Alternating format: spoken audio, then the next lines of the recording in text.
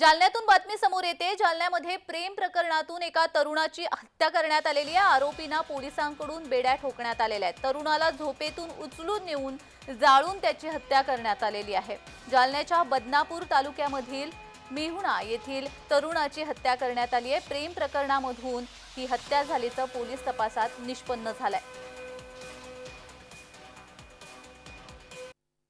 बबन जाधव हा मयताचं नाव आहे आणि त्याचेच शेजारी राहणारे दोन लोकांनी त्याचा मर्डर केला असा निष्पन्न झालेला आहे। दोघे भाऊ आहे, गणेश मिसाळ आणि बाळाजी मिसाळ, त्याच गावाचे राहणारे आहे आणि ते अर्ध जाळलेला नंतर शेततळामध्ये ढकलला। हा घटना निष्पन्न झाल्याने दोघे आरोपी ताब्यात घेतलेले आहे। आज त्यांना कोर्टामध्ये प्रोड्यूस पण केलेला आहे। या आरोपीची बहीणसोबत त्यांना संशय होता की मयताचा अफेअर आहे, त्या संशयावरून ही घटना घडलेली आहे।